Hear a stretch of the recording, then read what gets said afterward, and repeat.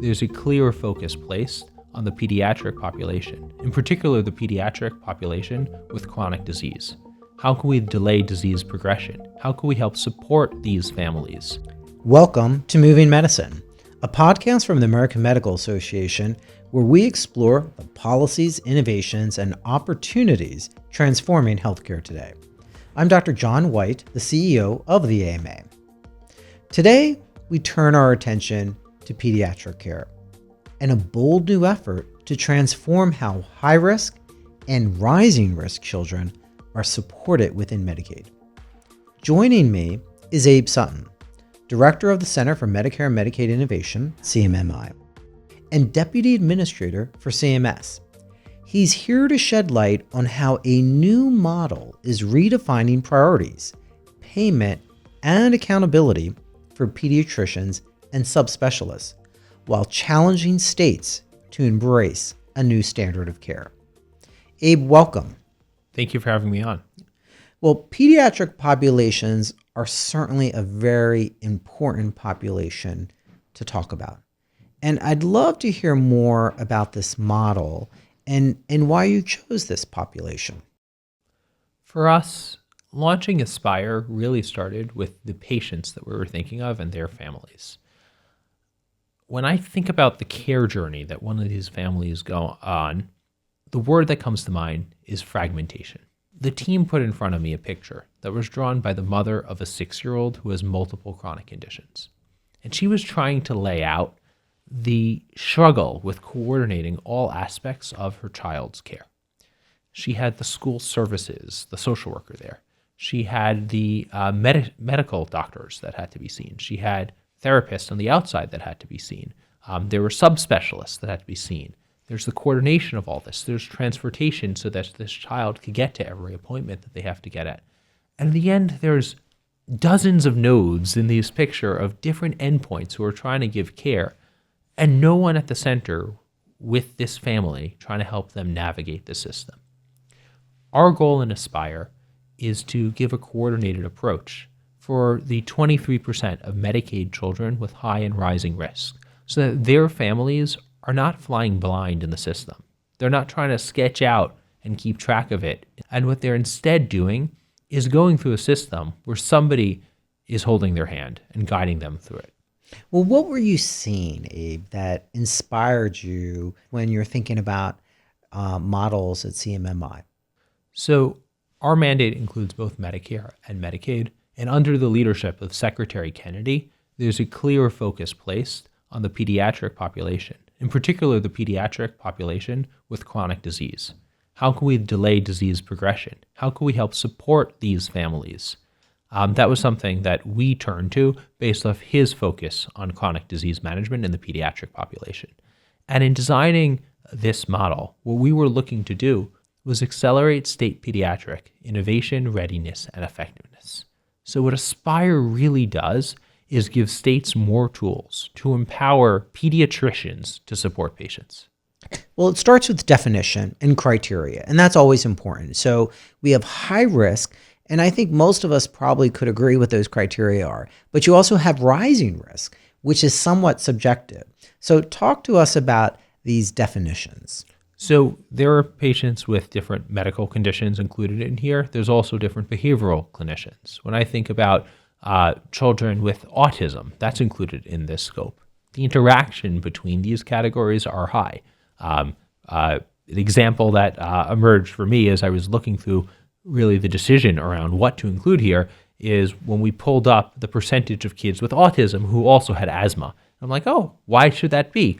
But there's a degree of correlation that we see emerge in the data.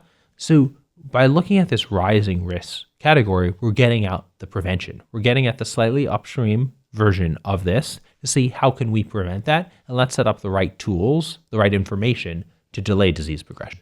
And what are those tools? So there are a couple of supports that are important to have in place here. One is that care coordination piece, the thing that really we anchored in early in the journey of exploring the pediatric space. So that could take the form of a social worker, someone to help navigate this system, find the right supports, help ensure you're getting the engagement from the physicians that you're seeing. The pediatrician obviously plays a massive role, but their practice may or may not be staffed to support this, and they may not be reimbursed in Medicaid today for doing it.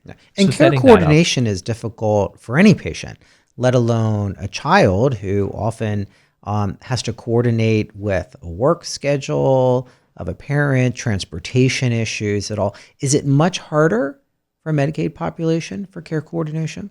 I think it's hard to navigate when you don't feel like you're in control of your care journey and you feel lost when your child is experiencing this. And so I think you've intuited something hard, that it is really hard on a Medicaid beneficiary. Some people may have an additional challenge with maybe they don't have a car. And that could be an additional barrier. There's financial aspects in who's eligible for Medicaid, so that could play a role. Many of these children are also eligible, depending on the state, for Medicaid due to their condition. And so there's some variation there where we're looking at a big chunk of this population. In addition to the care coordination piece, I think it's important that there be an aligned incentive piece, that there be a structure that goes beyond that to say, okay, we're going to give you the right incentive structure to deliver that care proactively early on and look out for this patient population. And then we need to also make sure that there's information on how delivery of care changes outcomes, on how it impacts the cost of care for the patient. And doing this could really set up the right incentive where you have the ability to act and the information you need to act and are paid for the activity you need to deliver to change outcomes. Tell us a little more about how that incentive structure will work. So we've drawn on the approach used of accountable care organizations and are using them now in Medicaid to support patients. And so I would envision a pediatrician coming forward, a pediatric practice, and saying, all right, we want to deliver care for the patients that we care for in a different way. Let's take on this accountability for spend. Let's be tracked on the core quality outcomes that matter. Give me the information, give me advanced cash flow so I could support this. And over time, I'm willing to take on accountability for the cost outcomes. What about folks that are skeptical? We've had ACOs for a while. Sometimes they've worked, sometimes they haven't. How is this different? Because I have to evaluate participation in it. So this is set up for the pediatric population. So it's ACOs to care for kids with chronic disease. And there are examples in different states of experimentation in this form. There's a lot of success to draw on from the Medicare space with ACOs, but CMS coming forward to say, let's get a couple of states that we'll partner with to support pediatricians or managed care entities in the support for those patients. That's what's new here. And that's where we're looking to say, if you want to step in and give more supports to your patients, let's think creatively together on what that should be. And we'll work with the state to find the right structure that works for them so that they could support the patients that they want to support in Medicaid with high and rising risk. What's important to us is that there be financial rewards to incentivize this activity, this coordination, the transmittal of data, so that families have more support. This should include things like 24/7 access to somebody who can answer your questions. A lot of the spend on this population is because you panic at 11 p.m. at night when your kid is crying, when something is happening and you don't know the answer, and you're left desperate. Well, every you don't parent know does who to that, turn to, independent of whether or not you're covered by Medicaid. But imagine if your kid has a number of chronic conditions. It's more stressful. It's more challenging. Well, Absolutely. Let's give that family somebody that they could call who's got medical training and can answer their questions 24/7. Okay. In a normal reimbursement structure, it typically is challenging to do so. I mean, Why? I've been on Why? hold on Sundays when, my daughter has whatever the particular thing is and I'm panicking. And then you don't want the answer to be, let's go to the emergency room. Because for these families, this happens more often and they will go to the emergency room many times. And so the reason why it's more important to give these families access 24/7 is this will happen a lot and it makes sense to give them that support. Well, then one could argue there's lots of frameworks that CMMI could utilize, but you chose an accountability framework. Why? We think it's important to set up an incentive structure where you make the right decision to give this tool and that tool and that tool. And we have many that we're requiring here, right? The 24/7 access, the idea that there has to be a care coordinator. Doesn't have to be a social worker. We give you flexibility on that, core elements. And then over time, that it does move into accountability for what you drive because we've seen that work. Downside risk in Medicare has been effective. And in Medicaid, we want to experiment with supports for the pediatric population built off of that structure because for too long, we've neglected intervening in this population in a way that we need to. And Secretary Kennedy has shined a light on the need to manage chronic conditions and delay their progression in the pediatric population. And it's overdue that we focus in and have an approach here. But this is a new perspective for many providers and systems to move to this value-based care approach in these high-risk and rising risk populations. So what support are they going to have if you want them to transition to this type of model? Because let's be fair, people may be skeptical. There's some uncertainty. There's financial risk. And people are loath to do things for which they're concerned for financial risk. So how do we assess that? That's fair. So number one is there's a glide path. You're not taking on financial risk at the beginning of this journey. Yeah. Explain that to folks. So we're looking at a multi-year model. First, we're going to partner with a state that chooses to apply or multiple states that choose to apply, and we'll set up a structure where they're building up infrastructure, building blocks to support pediatricians or managed care entities. They come in, and then at first, they might just be paid for the activity that they do, and then over time, it transitions to accountability for cost. This will be something where we'll work on the right approach with that state for how that glide path is structured.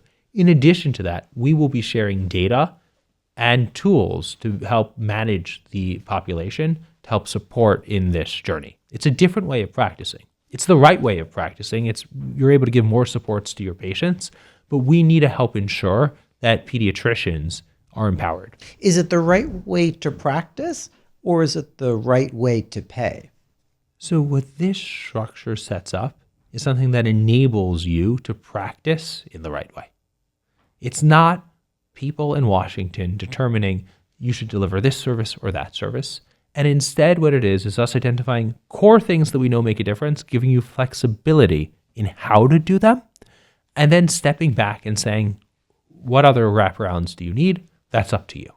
Well, it's incentives and disincentives that impact how physicians provide care as well as how patients consume care too. So there's multiple factors at play here. But as we think about what does success mean, it's those outcomes. How are you choosing what outcomes define success for these populations? Primarily here, we really were motivated by the experience of families in a system that they feel like they're blind when they walk through today. Do they feel like they have to turn to the emergency room because there's nowhere else for them to go? Or do they feel like they know what to do? Do they feel like they have someone guiding them through the system? And then when I look at the children that we're trying to impact, what are the life outcomes that they will have over time? Are we setting them up on a better trajectory than they would have been on in the absence of Aspire? If so, Aspire has been successful beyond our wildest dreams. Now, will there be time for states to prepare in advance? 100%.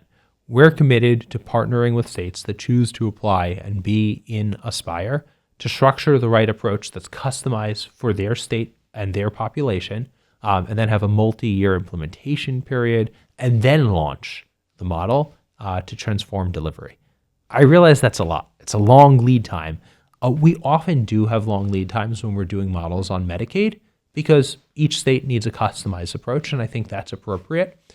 But I think the payoff will be there. I think the improvements in quality that we'll see for these children, the transformation of their life trajectory will be meaningful. What's the quality measures? Is it decreased hospitalization? Is it decreased comorbidities? Is it decreased use of the ER? Is it decreased spend? What are we talking about here? So spend primarily I'd put in a cost measure, but when I think about delays in disease progression, or when I think about certain comorbidities being managed, that would define success. But I also think a core metric of success here is the family's experience. And I keep going back to that because that really was our motivator in designing Aspire, because we're truly looking to have a transformation in the experience that families of children with high and rising risk have when they interact with the healthcare system. So you started off with the patient care journey and the problems that definitely exist, particularly for high risk and rising risk patients, children in the Medicaid population. So let's end with, why is this model better for the patient care journey? It goes back to incentives, and Aspire sets up the right incentives. Through Aspire, states are going to be able to support pediatricians and give them a way to deliver care for patients who need more proactive engagement and families who need more support to navigate our healthcare system in a way that they just cannot today. The economics of pediatric medicine are really challenging, and giving a structure where you have that social worker doing the care coordination, where you're able to give it 24/7 access to somebody with clinical training, can make a difference for these families and for many patients who are struggling to navigate the system. Those are the missing elements. And so I do think the care journey looks different because you engage proactively with the right care in a setting that might be less intense than you'll need to if you first confront this 3 years from now because it was just hard to get an appointment, or because it was just hard to get in, or because you couldn't get there because transportation was hard to book. Are there elements unique, though, to this population? Because I could say many of those elements that we've talked about, trying to get an appointment, trying to get access to somewhere, that's for all of us who are parents and have kids. What's unique about this model that benefits this particular population? I would think of this model as combining all the challenges that you're describing for many of us as parents and putting them all at once with so many different types of entities to coordinate with. You have to deal with the school counselor. You have to deal with the outside therapist that you're seeing. You have to deal with the subspecialist who's treating your child's condition. In addition to that, you might need to go for occupational therapy, and then you need to go out and have the normal pediatrician that you see, and none of these folks are talking to one another. For the average parent, there is obviously a degree of challenge in navigating the healthcare system. But when I just think about what these families experience, when there's so much to coordinate, when there's so much more of this and it stacks up, it's just hard to do that while working a job, while coordinating with your kid's school schedule, and it just gets harder and harder. Do you predict that this will decrease costs to the system? I don't know. I think that this will enable us to spend more effectively. This will not increase costs. That's our mandate. We can't do anything to increase costs. But I think what this will do is transform the experience of families as they interact with the healthcare system. How do you ensure that it does not decrease quality of care? So I don't see any way that more support and coordination could decrease quality of care, more access. But what we do set up is a rigorous evaluation approach where we look at data, evaluate it, share it with the public. Continuous over time? Continuous over time, year by year, we put out evaluation reports, and we'll be doing that on Aspire. Well, Abe, thanks for joining me today. Where can states find more information? So states can find information on the CMS website, where we'll have a web page on the Aspire model. I also will anticipate that many states will be hearing from me in the days ahead about the Aspire model and why I think it's something that they should consider. We have a robust outreach plan because we want to draw in states from across the country to come in and partner with us, because we think this will make a real difference for the pediatric population with high and rising risks. And so thank you for the opportunity to speak about this with the medical community, because I hope that they choose to engage in the states that choose to engage in Aspire.